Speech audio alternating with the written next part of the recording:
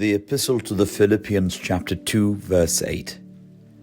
He humbled himself and became obedient to the point of death, even the death on the cross. On Holy Friday, the church does not simply remember the cross, we enter into it. വലിയ വെള്ളിയാഴ്ച നമ്മുടെ കർത്താവായ യേശുക്രിസ്തുവിൻ്റെ വിജയകരമായ സ്ലീബായെ അനുസ്മരിക്കുകയല്ല, പിന്നെയോ നാം അതിലേക്ക് പ്രവേശിക്കുകയാണ്. In the Orthodox worship, our bodies are not spectators, they are participants.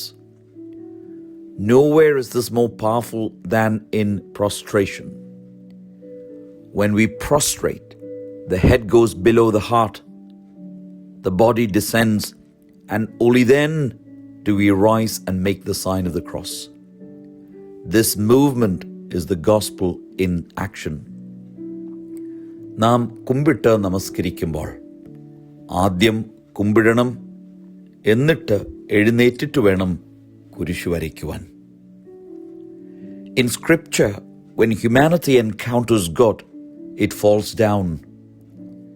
Prostration becomes the body's confession. I am dust and God is everything. But we do not remain there. We rise and trace the cross, proclaiming what Jesus Christ has done, lifting us from sin into life. നാം കുമ്പിട്ട് നമസ്കരിക്കുമ്പോൾ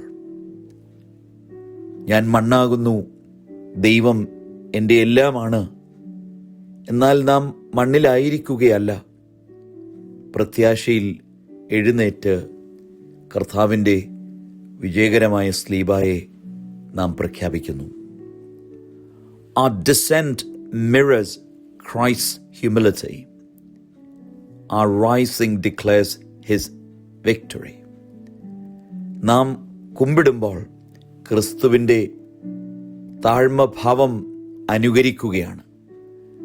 നാം എഴുന്നേറ്റ് കുരിശു വരയ്ക്കുമ്പോൾ അവൻ്റെ വിജയത്തെ പ്രഖ്യാപിക്കുകയാണ്. As Saint Isaac of Nineveh writes, humility is the garment of God. Whoever is clothed in it truly lives. The cross reveals that true glory comes through surrender. യഥാർത്ഥ മഹത്വം വരുന്നത് സമർപ്പണത്തിലൂടെ മാത്രമാണ്. വിജയകരമായ സ്ലീബ നമുക്ക് അത് കാണിച്ചു നൽകുന്നു. Prostration quiets the mind, softens the heart, and aligns the body with prayer.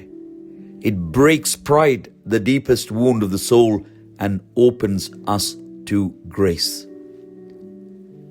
കുമ്പിടിയിൽ ഒരു ഒരുക്ക ശുശ്രൂഷയുടെയാണ്. അഹന്തയെ വെടിഞ്ഞ് ആത്മാവിനെ പ്രാർത്ഥനയ്ക്കായും കൃപയ്ക്കായും തുറന്ന് നൽകുന്നു. And this is not only for the church, it is for our day-to-day life.